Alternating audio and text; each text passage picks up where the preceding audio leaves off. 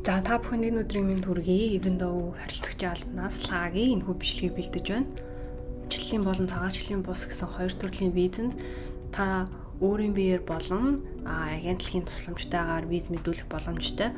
Цагаачлалын бус визний төрлүүдэд мэдүүлгээ илгээхэд цагаачлалын визнээс илүү хялбар байдаг тул та өөрөө ч мэдүүлэх боломжтой. За тэгэхээр та бүхэнд өнөөдөр хэрхэн аяллын виз хүсэх талаар бяцхан зөвлөгөө өгөх болно. mn.usembassy.gov гэсэн хаягаар ороод энэ дээтлийн хаягаар ороод ер нь бол энэ вебсайт гарч ирнэ. За энд англи болон монгол гэсэн сонголт байгаа. Энэ дээд болонд English гэдгийг нь монгол хэлээр сонгох юм бол илүү танд ойлгомжтой байх болов уу гэж бодож байна. Хэрвээ та англи хэлтэй бол англиар юм мэдээлэлтэйгээ танилцах боломжтой. За монгол хэл болонгууд ингээд гараад ирж байна. За бид нэр визнийхаа талаар мэдээлэл авах гэж байгаа тул виз гэсэн цонх руу ороод хэрвээ та аяллын виз мэдүүлэх эсвэл сургалтын виз мэдүүлэх гэж байгаа бол цагаачлалын бус виз англи хэлээр цааш уншихыг дарна. За хэрвээ танд ойлгомжгүй асуух зүйл байх юм бол холбоо барихтай холбогдоод цагаачлалын бус визийн хөтчийг ашиглана уу гэж байгаа. Тэгэхээр Монгол улс дахь Америкийн нэгдсэн улсын элчин сайдын яам нь танд визийг хэрхэн авах, зөвлөгөө мэдээлэл өгөх бүрэн боломжтой учраас та санаа зовлтгүй эдгээр source мэдээллүүдийг ашиглаад холбогдох боломжтой. За цагаачлалын бус визний ангиллалын төрлүүд гэж байгаа.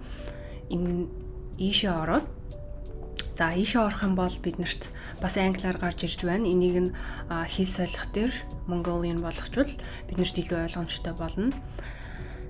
Яг эндээс та сайн уншиж агаад ажлын виз үү, бизнес үү, аяллах уу, ажлынх уу, оюутны виз үү, солилцооны зорчигч үү гэх мэт эдгээр төрлүүдийг нь харна.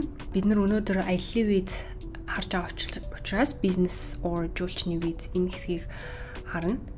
За тэгэх юм бол B1 B2 аяллын виз нь гэдэг ингээд ерөөхдөө бол ерхий танилцуулга, агуулга тавигдах шаардлагууд бүх мэдээлэл ингээд таны их хэл дээр буюу монгол хэл дээр байж байна. Эдгээр мэдээлэлтүүдэд та танилцаад хэрхэн виз мэдүүлэх процессын дагуу мэдүүлэхэд та заавал агентлагаар дамжих эсвэл манайхтай холбогдож цагаачлалын бус визэнд мэдүүлэх албагүй та өөрөө ч хийж чадах боломжтой гэсэн үг.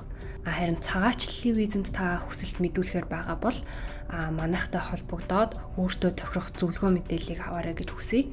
За бусад цагаачлалын бус буюу аялал, жуулчлал, сурагч солилцоо, сургалтын визний талаар мэдээлэл авах бол танд Америкийн энэ элчин сайдын яамны аль биесний вебсайтаар нь ороод та шалгууруудыг нь хараад өөрөө ч материалыг бүрдүүлэх боломжтой юм шүү гэж зөвлөх байна.